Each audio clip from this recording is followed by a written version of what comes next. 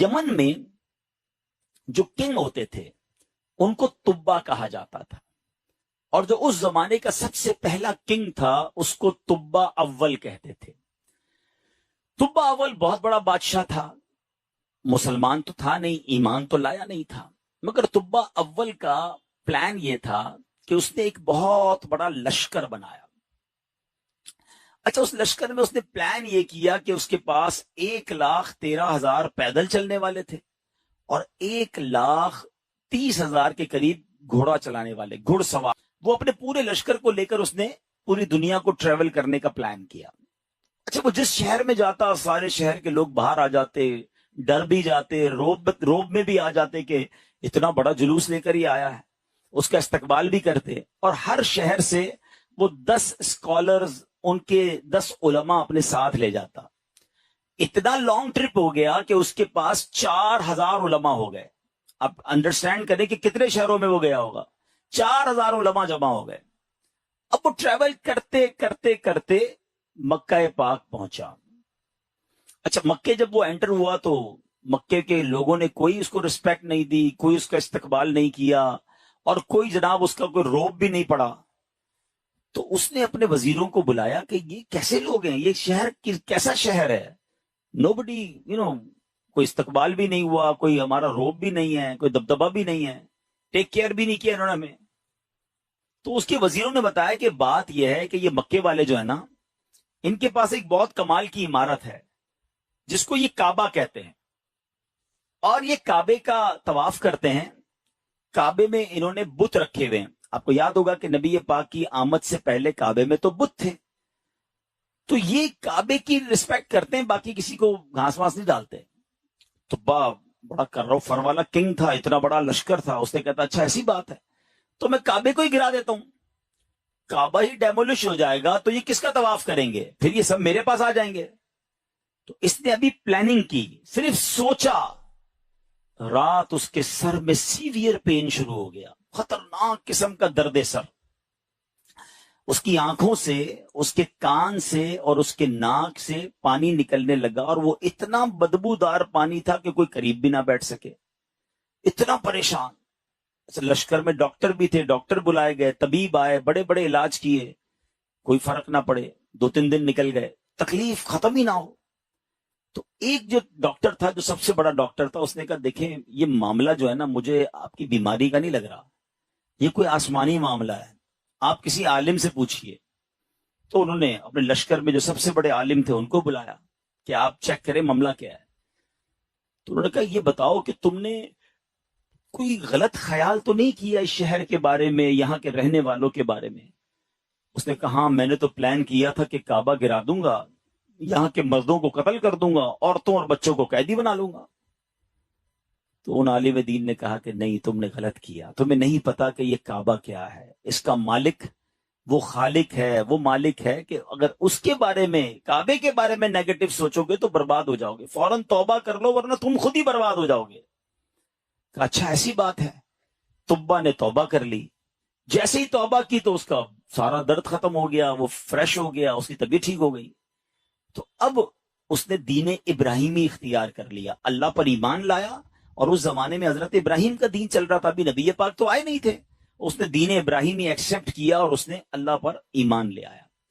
اچھا، اب وہاں سے پھر لشکر آگے چلا، اور چلتے چلتے چلتے ایک ایسی بستی میں پہنچا جہاں کھجور کے درخت تھے، بڑی خوشگوار وادی تھی، اور وہاں انہوں نے پڑاؤ ڈالا۔ اچھا، اس لشکر میں جو علماء تھے انہوں نے اپنی کتابیں نکالی، ان کے پاس آسمانی کتابیں تھیں، وہ پڑھتے گئے اور کہنے لگے یہ تو وہی جگہ ہے جہاں ہماری کتابیں بتاتی ہیں جہاں اللہ کے آخری نبی ہجرت کر کے آئیں گے۔ یعنی اس کا مطلب وہ ڈھونڈتے ڈھونڈتے آج کے مدینے میں پہنچ گئے تھے، جس کو آج ہم مدینہ کہتے ہیں نا، یہ وہاں پہنچ گئے تھے۔ تو 400 علماء نے کہا کہ بھئی ہم تو یہ جگہ چھوڑ کے نہیں جائیں گے، پتہ نہیں کب نبی پاک آ جائیں، اب ہم نے یہی ٹھہرنا ہے، اگر تبا رہنے دے گا تو ٹھیک ہے، بے شک ہماری بوٹی بوٹی کر دے، ہم نے یہ شہر چھوڑ کے نہیں جانا۔ اطلاع تبا کو بھی مل گئی، تبا نے بلایا علماء کو کہ کیا مسئلہ ہے؟ تو کہا دیکھیں حضرت، ہم نے اپنی کتابوں میں پڑھا ہے، ہمارا حساب کتاب بتاتا ہے کہ اللہ کے آخری نبی اسی بستی میں آئیں گے، ہم اس بستی کو چھوڑ کے نہیں جائیں گے, ہم ان کے خادم بن کر رہیں گے, ان کے امتی بنیں گے, ان پر ایمان لائیں گے. اچھا طبہ بھی 2-4 دن پہلے ہی یا کچھ دنوں پہلے ہی مکے کی تعظیم سمجھ چکا تھا, اللہ پر ایمان لا چکا تھا. تو اس نے کہا اچھا ایسی بات ہے تو میں بھی رک جاتا ہوں. اس نے کیا کیا, 400 علماء کے لیے 400 گھر بنائے, ان 400 علماء کی شادیاں کروائیں, ان کو خوب مال و دولت بھی دیا. 1 سال طبہ خود بھی وہیں رہا. 1 سال کے بعد دیکھا کہ نبی پاک تو نہیں آئے. تو اب طبہ نے ایک کمال کا خط لکھا. سنیے گا پیارے اسلامی بھائیو, یہ دنیا کا انوکھا خط ہے کہ اس کے لیے لکھا جا رہا ہے جو بھی دنیا میں آئے نہیں ہیں. اور کس عشق والی زبان میں طبہ بادشاہ نے وہ خط لکھا. اس نے لکھا کہ اس اللہ کے نام سے شروع جو عالمین کا رب ہے, میں جناب رسول اللہ صلی اللہ علیہ وسلم کی بارگاہ میں طبہ اول حمیری سلام پیش کرتا ہوں, اور میں آقا علیہ الصلوۃ والسلام کی بارگاہ میں عرض کرتا ہوں کہ حضور اگر میں نے آپ کا زمانہ پا لیا تو میں آپ کی خدمت کروں گا, آپ پر ایمان لاؤں گا, آپ کی سنت پر عمل کروں گا, جو آپ کتاب لے کر آئیں گے میں اس پر بھی عمل کروں گا. اور حضور اگر میں پھر بھی آپ کا زمانہ نہ پا سکوں تو مجھے اپنی غلامی میں قبول فرمائیے, اور قیامت کے دن مجھے میری شفاعت فرمائیے گا, مجھے بھول نہ جائیے گا. بڑا کمال کا عشق والا اس نے خط لکھا. اس خط کو اس نے سیل کیا گولڈن اسٹیمپ لگا کے. اچھا ایک اور مکان بنایا اس نے, اور جو اس وقت کے سب سے بڑے عالم تھے ان کو وہ لیٹر بھی دیا, اور کہا جب آپ نبی پاک سے اگر آپ کی ملاقات ہو جائے نا تو میرا خط انہیں دیجیے گا, یہ مکان بھی انہیں گفٹ کر دیجیے گا, اور اگر نہ ہو تو آپ اپنے بچے کو کہیے گا, آپ کا انتقال ہونے لگے تو اس کو یہ لیٹر دیجیے گا, اس کو کہیے گا وہ اپنی اولاد کو دے, تاکہ کسی طرح یہ خط جناب آخری نبی صلی اللہ تعالی علیہ وسلم تک پہنچ جائے. یہ کیسا عشق ہے. اب ذرا سنیے گا. طبہ اول حمیری کا بعد میں وہ مدینے سے آگے گیا اور جا کے اس کا انتقال ہو گیا. آفٹر 1000 years, 1000 سال بعد 12 ربیع الاول والے دن مکہ مکرمہ میں نبی پاک کی ولادت ہوتی ہے, آقا کی تشریف آوری ہوتی ہے. نبی پاک 53 سال مکے میں گزارتے ہیں, اور اس دوران حضرت مصعب بن عمیر صحابی رسول ہیں, ان کو پیارے آقا مدینے بھیجتے ہیں کہ وہاں جا کے اسلام کی دعوت دو. مدینے میں تو فوراً اسلام پھیلنا شروع ہو گیا.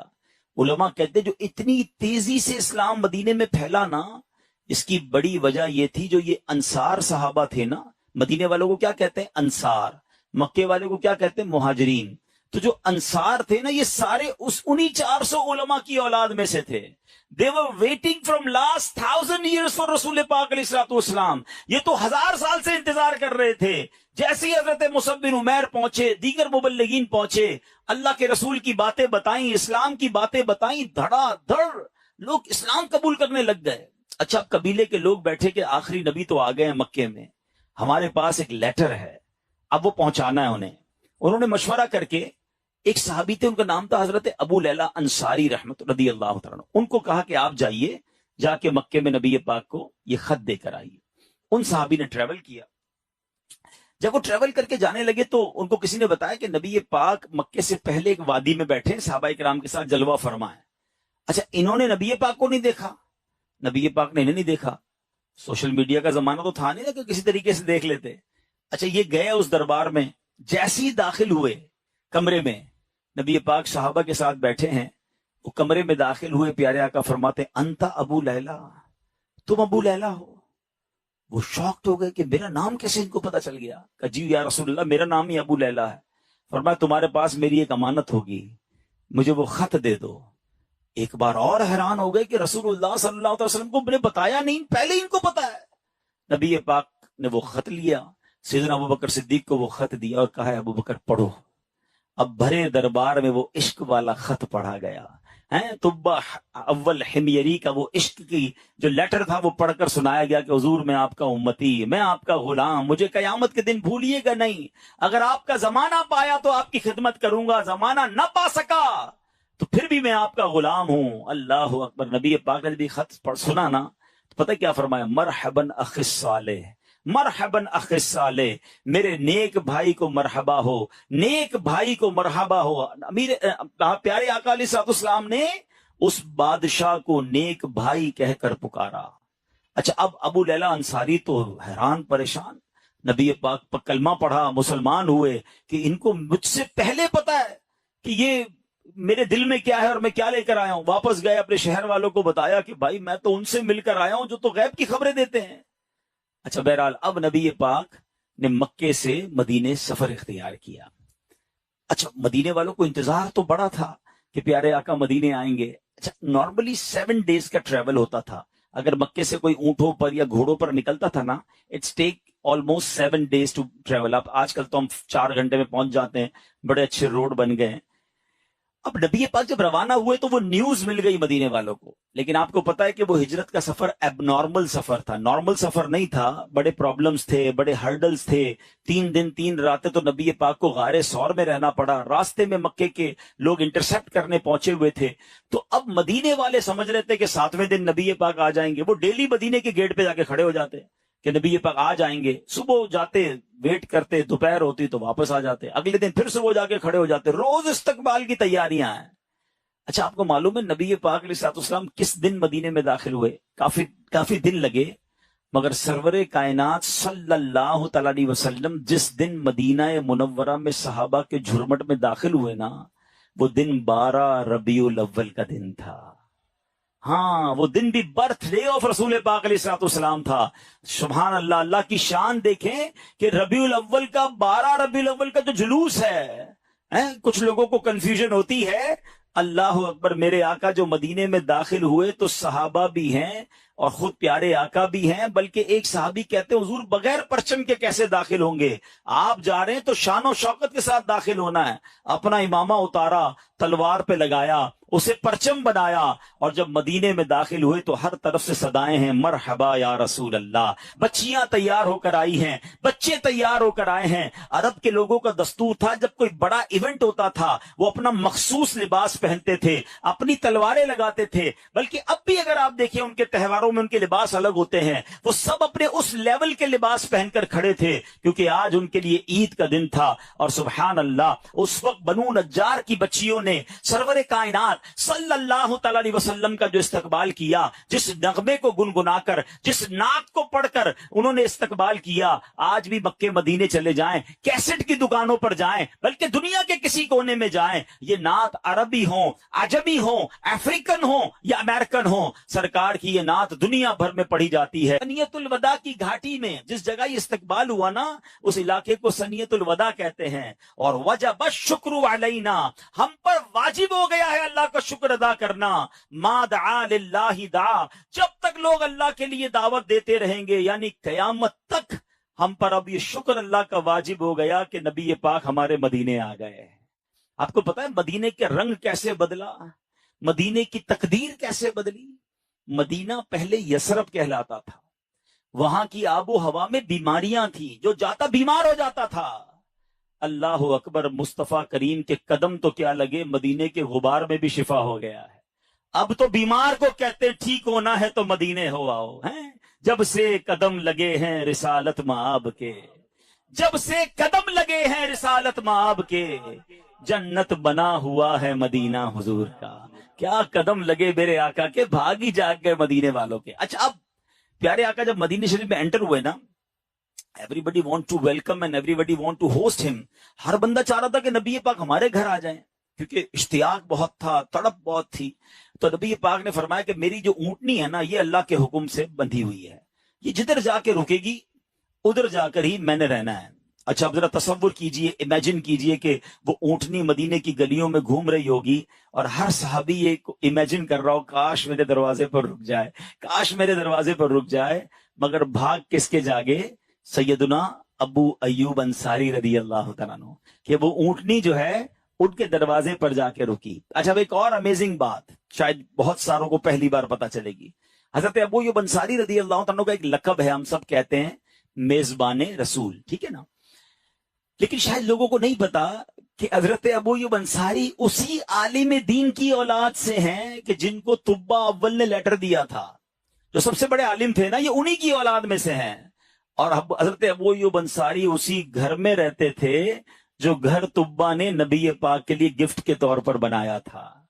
گویا مطلب یہ بنا کہ یہ گھر نبی پاک کا ہی تھا. حضرت ابو ایوب انصاری اس کو ٹیک کیئر کر رہے تھے. آقا کسی کے مہمان نہ بنے بلکہ سچی بات یہ ہے کہ میزبان نبی پاک تھے، مہمان ابو ایوب انصاری تھے۔ اور یہ کیسے ہو سکتا ہے کہ نبی پاک جن کے صدقے یہ کائنات بنی ہے؟ امام عشق و محبت اعلی حضرت بڑا کمال کا شعر لکھتے ہیں، آپ فرماتے حضور یہ کائنات جب آپ کے لیے بنی ہے، آپ کی وجہ سے بنی ہے، تو پھر سارا زمانہ تو اس میں مہمان ہوا نا، اصل میزبان تو آپ ہیں۔